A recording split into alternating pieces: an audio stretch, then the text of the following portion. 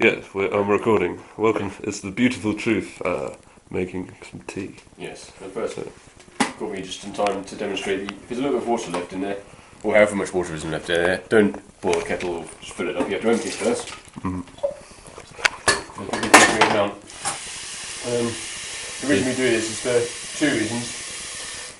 One is that when you're constantly boiling water, the oxygen boils away all the oxygen. And obviously the lime scale is the other reason. If you constantly do that, then you get a huge build-up of lime scale. Especially in a hard water area like Norfolk. Yeah, especially.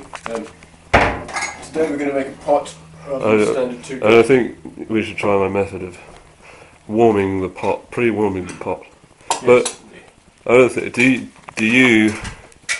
Are you a bag out before the milk in person or not? No, I prefer to. I always prefer to leave the tea bag in because the coloration is probably the best indicator for ordinary tea. You see, that's where I differ, because I take the bag out first. So I think if you put the milk in too quickly, the milk can actually clog up the bag and prevent the tea from escaping properly into the cup. Yeah, I'd recommend. I think you need to at least leave it in long enough for the tea to soak up into the water before you put the milk in. Yeah, but you could do that. Yeah, I agree with that. Maybe dip it a few times, then put the milk in, and then it may require a few more seconds. So yeah, I think. But I mean, my method would be leave it in with the water for like about a minute to brew, and then take the bag out and put the milk in. That's my. Yeah, I'd probably differ only in a minute. I'd probably make it a little less, but it's horses. Well, we all have our own individual. Next, probably the most important. Actually, probably not the most important, but a important aspect is the witch tea. Some people go in fruit tea. I tend to keep them on a separate shelf. Hippie tea. That's what fruit teas and things. That's what I call them. This one's actually not too bad. It's apple and mango. Caffeine free. Do you think we're allowed to actually advertise things? It can be anarchist. We might make money from tea companies. Yeah, anyways. Right, some more pomegranate.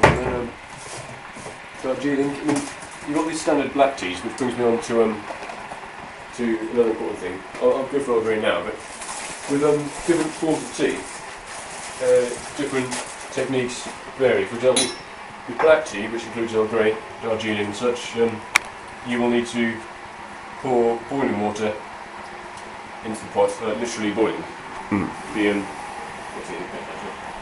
You're literally boiling onto it, whereas some green tea, for example, you would instead wait for it to cool down. It shouldn't be literally boiling, the bubbles should stop.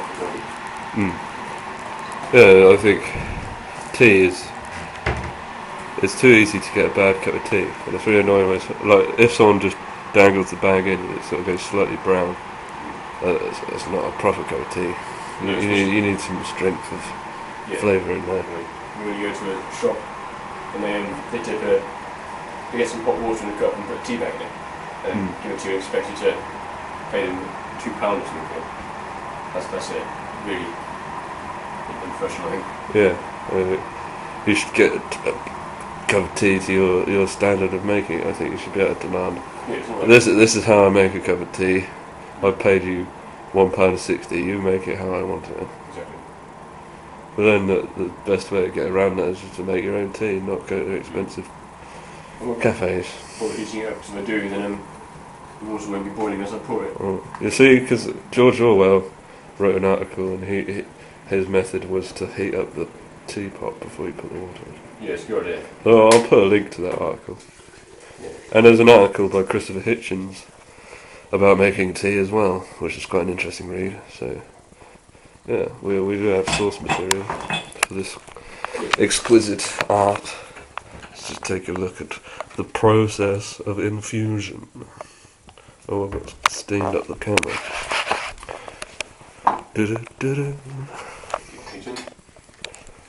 Right.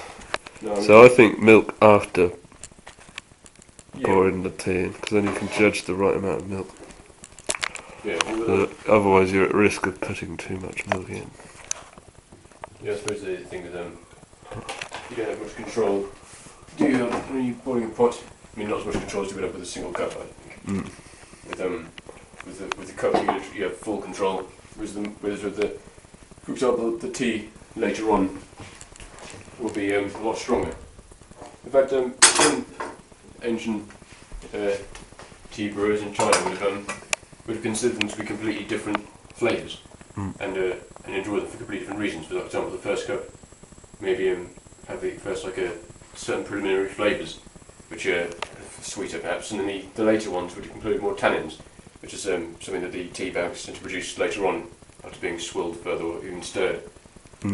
So people use tea leaves to predict the future by like the shapes that they form. So it does. There's quite a lot of culture So around tea. So it's more purpose than just But drinking. yeah, it is a lovely drink. So here's to our appreciation of tea. Farewell.